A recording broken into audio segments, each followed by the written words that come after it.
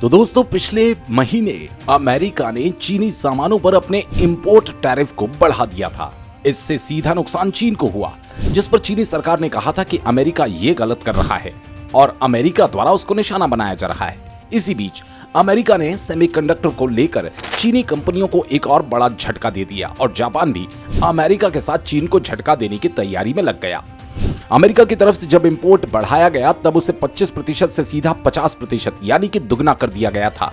इसी बीच खबर आई कि जापान और साथ ही अमेरिका की बहुत सारी कंपनियां अब चीन से अपना कारोबार बंद करके भारत में उसे शिफ्ट करने की तैयारी में लग गई।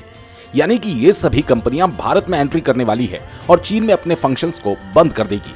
आपको बता दें इसमें अमेरिका और जापान की बहुत कंपनियां शामिल है। जापान की कंपनियों ने ऐलान किया कि वे न्यू दिल्ली में अपना काम शिफ्ट कर रहे हैं। इसमें अमेरिका की भी बहुत सारी कंपनियां शामिल है और ये सभी कंपनी चीनी मार्केट को छोड़कर भारत की तरफ मूव कर रही है।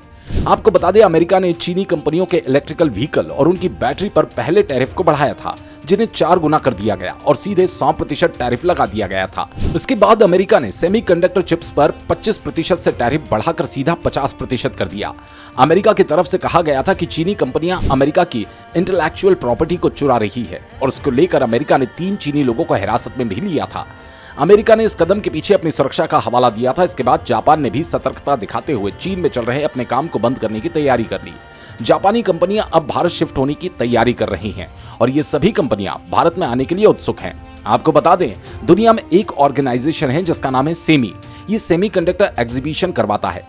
अभी तक ये सारे exhibitions America, Japan, Europe, Taiwan, south Korea, चीन, साउथ ईस्ट एशिया में हो रहे थे, लेकिन अब एग्जीबिशन के लिए भारत को चुना गया।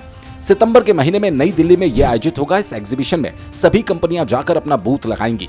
इसी के बाद सभी कंपनियां भारत में ही अपने ऑफिस को खोलने की तैयारी करेंगी। इसको लेकर कंपनियों ने भी ऐलान कर दिया कि जापान की टोक्यो इलेक्ट्रॉन की तरफ से कहा गया कि वाटर डिस्पोजिशन कोटिंग को लेकर कंपनी भारत में काम करेगी। डिस्को कॉर्पोरेशन की तरफ से कहा गया कि भारत के मार्केट के लिए अब तक सिंगापुर में उसका ऑफिस था, लेकिन अब वो नई दिल्ली में ही अपना ऑफिस खोलना चाहते हैं। जापान की ही दूसरी कंपनी टेस्टिंग एडवांस की तरफ से कहा गया कि वे अपना सेल ऑफिस भारत में ओपन करना चाहते हैं। इसके साथ ही जापान की जानी मानी कंपनी कैनन की तरफ से कहा गया कि भारत एक ग्रोथ पिलर है और इसको लेकर वो भारत में काम करना चाहते हैं। वहीं दोस्तों जापानी कंपनी के अलावा अमेरिका के अप्लाइड मटेरियल के द्वारा $400 मिलियन का इन्वेस्टमेंट भारत में किया जा रहा है।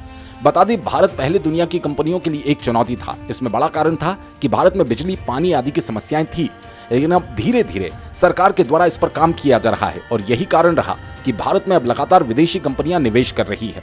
जानकारी के लिए दोस्तों आपको बता दें कि 14% प्रोडक्शन भारत में ही हो रहा है। इसके अलावा लगभग $11 बिलियन के इन्वेस्टमेंट्स की बात कही थी।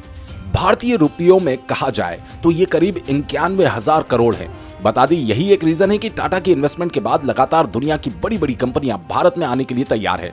साफ है दोस्तों इस समय सेमीकंडक्टर के मामले में भारत उभरता हुआ मार्केट बन रहा है। इसी कारण से दुनिया भर की बड़ी बड़ी कंपनियां भारत में आने के लिए इस समय उतावली हो रही है और चीनी मार्केट को छोड़कर वो भारत में आना चाह रही है। यही कारण है कि चीन लगातार भारत से परेशान हो रहा है। फिलहाल दोस्तों इस वीडियो में इतना ही। वीडियो अच्छी लगी हो तो लाइक और चैनल को सब्सक्राइब जरूर करें।